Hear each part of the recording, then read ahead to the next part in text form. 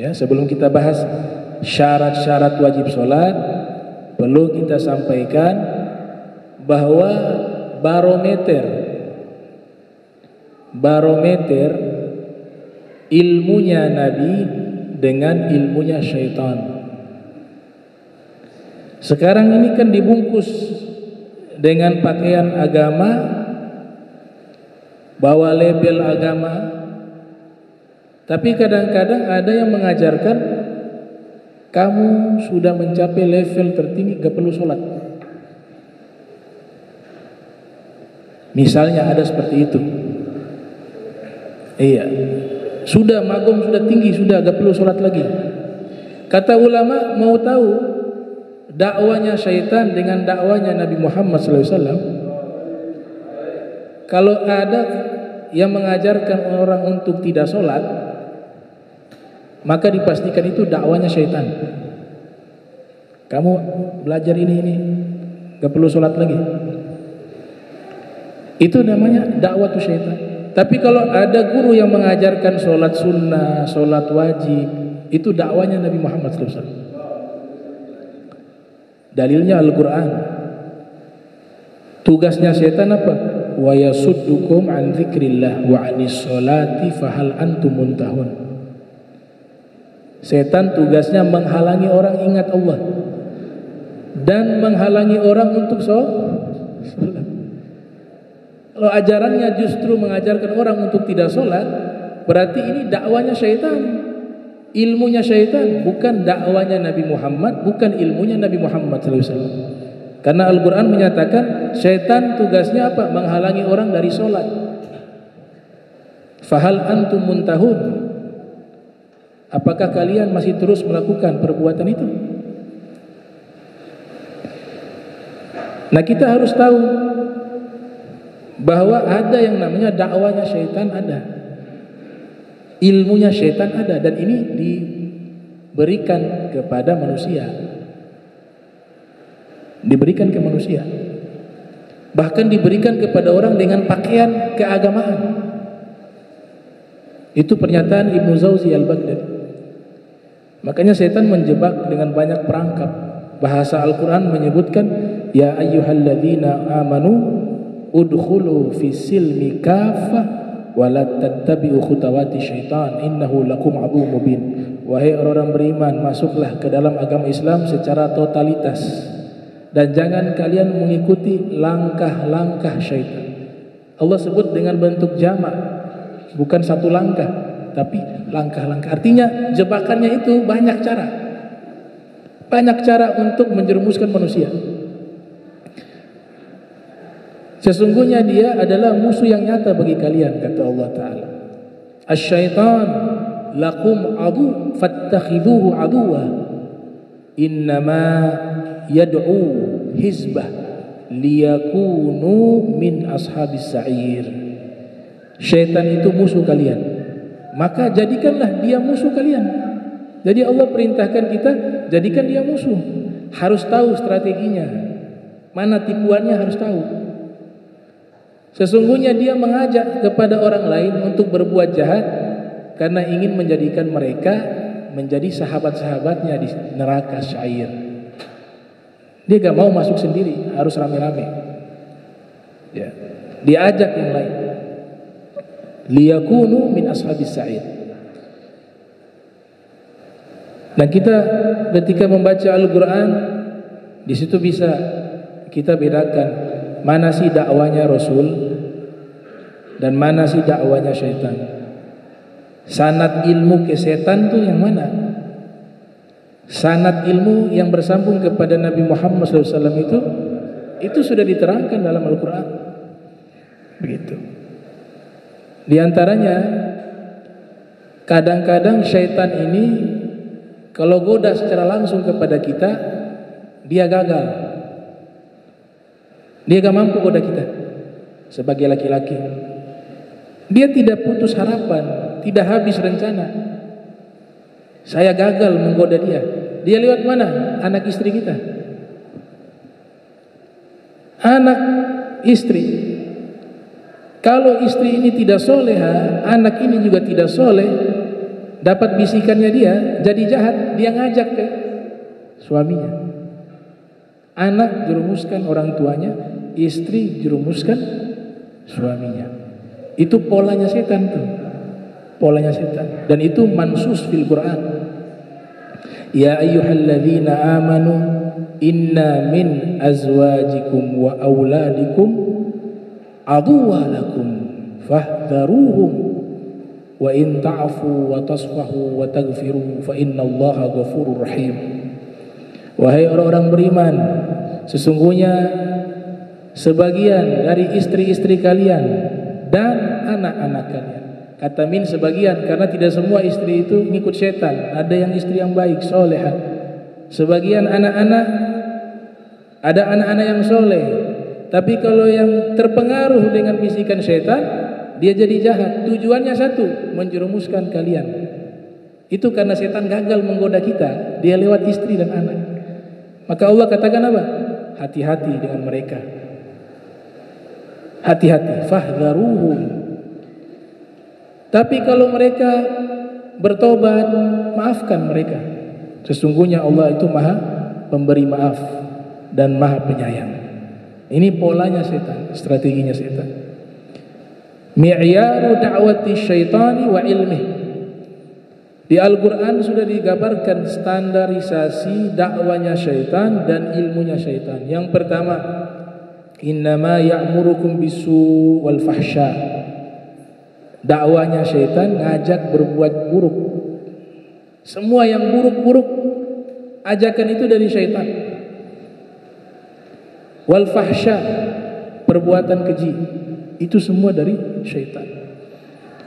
Nah, ada orang berdakwah nyaci maki sana sini, memprovokasi ke sana dan ke sini, memfitnah ke sana ke sini, sekalipun pakaiannya pakaian agama. Al-Quran menjawab, itu dakwanya syaitan, bukan dakwanya Nabi Muhammad SAW. Wah, Nabi mengatakan sibabul muslim fusuq wa qitaluhu kufrun. Mencaci orang muslim kefasikan, membunuhnya adalah kekufuran. Bagaimana dia menjadi wakilnya Rasul sebagai dai, penyambung lidah Nabi, tapi yang diikuti dakwanya syaitan, ngajak orang untuk apa? Provokasi, kasih pukulai orang sana sini, caci maki sana sini, fitnah sana sini. Nah ini ya'muru bisu wal fahsya. Kalau Nabi bagaimana dakwanya Nabi? Ngajak orang berbuat baik. Wal asri innal insana lafi khusr illa alladhina amanu wa 'amilus shalihat wa tawasaw bil haqq wa tawasaw bis sabr. Mengajak orang beriman dan beramal soleh, saling memberikan wasiat kepada kebenaran, kesabaran. Itu dakwanya Nabi Muhammad SAW. Sayyidina Anas bin Malik mengatakan dalam hadis Sahih Bukhari, lam yakun Nabiyyu sallallahu alaihi wasallam sababa wala fahasha wala la'ana. Nabi sallallahu alaihi wasallam itu bukan tukang caci maki, bukan orang yang berkata kotor, dan bukan tukang laknat. Bagaimana jika ada orang bawa dakwah Nabi kemudian memvonis orang ini kafir dengan mudahnya, ini syirik, ini sesat? Bukan seperti itu dakwanya Rasul SAW. Bahkan Nabi tekankan, man qala li akhihi ya kafir faqad ba'a biha ahaduhuma. Faqad ba'a biha ahaduhuma. Fi riwayat faqad ba'a bihi ahaduhuma. Kalau ada seseorang berkata kepada saudaranya, wahai kafir, wahai orang sesat, wahai musyrik, maka tuduhan itu akan kembali kepada salah satu dari keduanya. Jika itu benar tentu dengan bukti-bukti yang nyata. Tapi kalau jika itu salah, maka tuduhan itu kembali kepada orang tersebut yang menuduh. Kata Ibnu Hajar Al-Asqalani, ada orang jadi kafir karena sebab bukan amalannya, amalan menyembah berhala atau keluar dari agama Islam, tapi karena senang menuduh orang dan tidak terbukti orang itu seperti itu, maka saat itu jadi kafir. Bahkan dianjurkan dia syahadat ulang kalau mau masuk Islam. Nah, yang semacam begini dakwanya syaitan. Semua isinya keburukan. Kalau Nabi SAW akhlak kebaikan. Innama bu'istu liutammima makarimal akhlak. Hadis riwayat Al-Imam Al-Baihaqi. Aku diutus untuk menyempurnakan kemuliaan akhlak. Di dalam riwayat Imam Ahmad yang lahir 164 wafat 241 Hijriah, innama bu'istu liutammima solihal akhlak. Aku diutus untuk menyempurnakan baiknya akhlak. Yang pertama tadi makarim, kemuliaan akhlak. Riwayat yang kedua, aku diutus membawa baiknya akhlak, solihal akhlak. Nah, itu dakwanya Nabi Muhammad SAW. Dakwanya syaitan yang berikut, senang lihat orang bermusuhan. Bagaimana cara biar ini dengan ini, kelompok A dengan kelompok B bertikai. Dakwah kesana kemari tujuannya hanya itu, buat orang berkelahi, saling membenci. Nah, ini dakwanya syaitan. Karena Allah Ta'ala nyatakan innama yuridu syaitan, innama yuridu syaitan ay yuqi'a bainakum al-adawata wal baghdha. Keinginan syaitan itu ingin membuat kalian saling bermusuhan dan saling membenci. Jadi kalau lihat saja tuh, ada yang dakwanya provokasi sana sini, ini dakwanya syaitan. Buat karangan ya, disertasi ke tesis ke apa. Tapi buat orang jadi bermusuhan, memecah belah umat, ini adalah dakwanya syaitan. Enggak, ini ilmu. Iya, ilmunya syaitan. Ilmunya syaitan. Ngarang kitab, iblis bisa ngarang kitab. Tahu kitabnya Harut Marut, kata Said Abdullah Al-Qumbari, beliau katakan bukan golongan malaikat, mereka jin. Bukan malaikat suci, gak ada dosa, gak punya buat salah. Itu syaitan. Dari mana mereka ini orang-orang yang menyebarkan ilmu sihir? Dari tulisan karangannya setan-setan. Jadi kalau bangga ngarang kitab, setan bisa ngarang kitab. Tapi kalau isinya mecah belah, permusuhan, dakwanya, tulisannya, kitabnya, isinya apa? Memecah belah umat, membuat permusuhan, saling membenci, maka dipastikan ini sanad ilmu yang kembali kepada syaitan. Dan ini dakwanya syaitan. Karena Allah katakan setan itu punya keinginan hanya buat kalian bermusuhan, saling membenci satu dengan lainnya. Itu visi misi dakwanya syaitan. Kalau dakwanya Nabi Muhammad SAW, lihat ada orang bertikai, beliau damaikan. Gak bisa lihat dua orang saja, dua orang muslim sedang bertikai, Nabi segera mendamaikan. Itu dakwanya Nabi Muhammad SAW. Innamal mu'minuna ikhwah fa aslihu baina akhawaykum wattaqullaha la'allakum turhamun. Orang-orang mukmin, orang-orang muslim bersaudara. Jika ada yang bertikai, maka damaikanlah keduanya. Itu dakwanya Nabi Muhammad. Itu ilmunya Nabi Muhammad SAW. Di ayat yang lain, Nabi bawa apa? Cinta, bukan benci. Tidak diajarkan Nabi mengajarkan kepada kita menjadi orang pembenci, tapi yang Nabi ajarkan kepada kita menjadi orang yang menyebarkan cinta.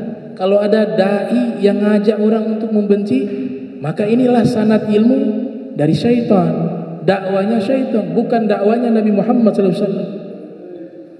Dalam Al-Quran disebutkan, wadhkuru ni'matallahi alaikum if kuntum a'ada fa'allafa baina qulubikum fa asbahtum bi ni'matih ikhwana.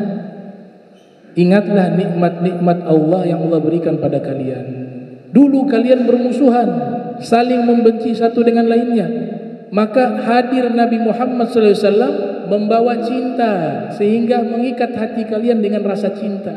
Jadilah kalian dengan cinta tersebut bersaudara. Ini dakwanya Nabi Muhammad SAW. Gampang lihat barometer itu, gampang. Ngajak orang benci sana sini, bermusuhan sana sini. Itu dakwanya syaitan.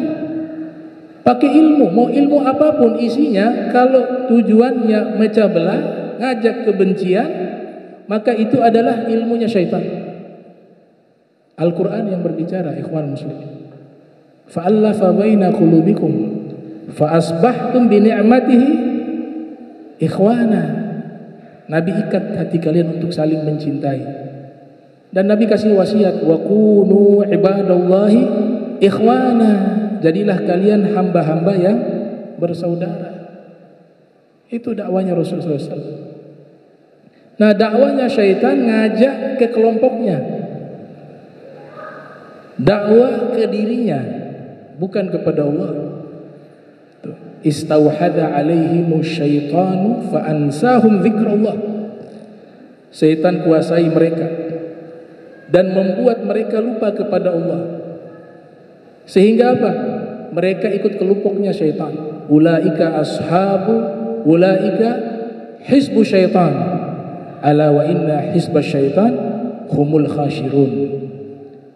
Allah berfirman bahwa syaitan kuasai mereka dan membuat mereka lupa kepada Allah. Mereka itulah kelompok syaitan. Sesungguhnya kelompok syaitan mereka orang-orang yang merugi. Apa maksudnya? Kita dakwah, ngajak, niatnya ngajak bukan kepada Allah, bukan kepada Rasul, bukan kepada kebaikan, ngajak kepada diri kita. Saya niat dakwah mau kumpulin massa. Saya niat dakwah agar nanti saya terkenal. Saya niat dakwah agar nanti orang hormati saya. Nah, ini sebenarnya apa? Hizbu syaitan. Bukan dakwanya Nabi Muhammad, bukan ilmunya Nabi Muhammad SAW. Itu dakwanya syaitan, ilmunya syaitan. Makanya Allah pertegas, kalau dai ngajaknya bukan ke diri, bukan ke kelompok, bukan ke yayasannya, bukan ke majlisnya. Niat sang dai itu harus mengajak orang kepada Allah, kepada Rasul, kepada agama ini, Islam. Makanya Allah sebutkan Nabi Muhammad SAW, wa da'iyan ilallahi biiznihi wa sirajan munira. Nabi berdakwah mengajak orang kepada Allah.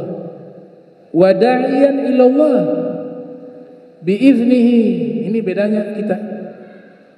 Dainya Nabi Muhammad sudah dapat sertifikat dari Allah, surat izin. Makanya ada kata biiznihi. Nabi berdakwah kepada Allah dengan izinnya Allah. Kalau kita belum tahu sertifikatnya, apakah Allah restui atau tidak. Kalau Nabi sudah direstui dakwanya oleh Allah Ta'ala. Wa da'iyan illallahi biiznihi wa sirajan munira. Dan fungsi dakwanya Nabi memberikan cahaya, berikan kebaikan, berikan keselamatan, berikan ilmu yang tadinya gelap menjadi terang. Yukhrijukum minaz zulumati ilan nur. Dia keluarkan kalian dari kegelapan menuju cahaya. Nah, ini barometer dakwanya syaitan, ilmunya syaitan. Dengan barometer dakwanya Nabi Muhammad SAW dan ilmunya Nabi Muhammad SAW.